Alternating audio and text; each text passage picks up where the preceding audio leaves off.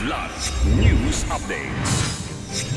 Mga balita ngayon, pagbasura sa dismissal order versus Senator Villanueva noong 2019, isang surprise secret decision ayon kay Ombudsman Remulla. Kindergarten teacher patay ng barilin ng sariling mister.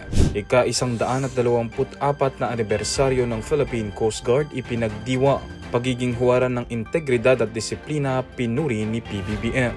Ako po si Cesar Soriano para ihatid ang mga nangunang balita sa buong kapuluan ngayon. Hindi nasusulat pa si Ombudsman Jesus Crispin Remulla kay Senate President Vicente Sotto III para hilinging ipatupad ang 2016 dismissal order laban kay Senator Joel Villanueva. Ito ay matapos niyang madiskubring ni reverse o binaligtad ni dating Ombudsman Samuel Martires ang naturang dismissal order noong 2019. Ani Remulla, nagulat siya sa nasabing desisyon kayong hindi umano nagsalita si Martires maging si Villanueva tungkol sa tinawag nitong surprise secret decision matapos aniyang lumabas ang order kung kailan ito nagpahayag ng kanyang intensyon na ipatupad ang kautusan.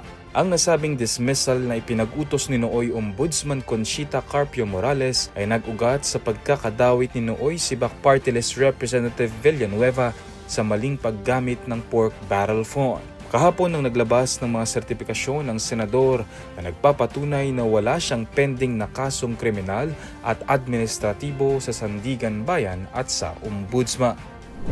Patay ang isang kindergarten teacher matapos pagbabarilin ng sarili nitong mister sa loob mismo ng paaralan sa Matalom, Leyte nitong Miyerkules.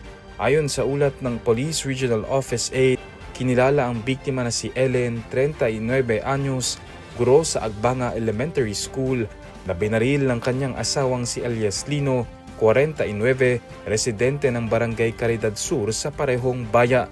Base sa investigasyon, tumakbo papunta sa classroom ng kapwa guro nito ang biktima matapos habulin ng kanyang asawa. Doon na siya makailang beses na binaril ng lalaki na naging dahilan ng kanyang agarang pagkamatay. Agad na tumakas ang sospek at patuloy na tinutugis ng pulisya. Pinuri ni Pangulong Ferdinand Marcos Jr. ang Philippine Coast Guard o PCG bilang huwaran ng integridad at disiplina sa gitna ng mga isyong yumanik sa tiwala ng publiko sa pamahalaan.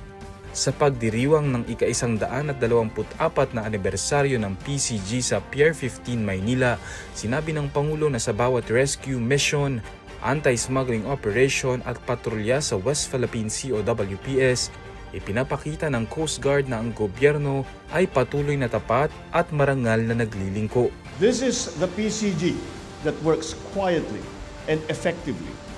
In these times when our seas face greater challenges, you remain steadfast, proving that courage knows no tides and that service knows no bounds. You stand as guardians of safety and of stability. Itinampok ni Marcos ang nasabat na halos 2 bilyong pisong halaga ng ilegal na droga at kontrabando at ang 10 milyong pasaherong nailigtas ngayong taon. Ipinangako rin niyang palalakasin ang PCG sa pamamagitan ng mga bagong barko, eroplano, ospital at training center para sa mga tauhan nito. Para sa Kidlat News Channel, ako si Renzel Linon, nag-uulat. Ako po si Cesar Soriano. Palagi niyong kasama sa bawat pagputo ng balita.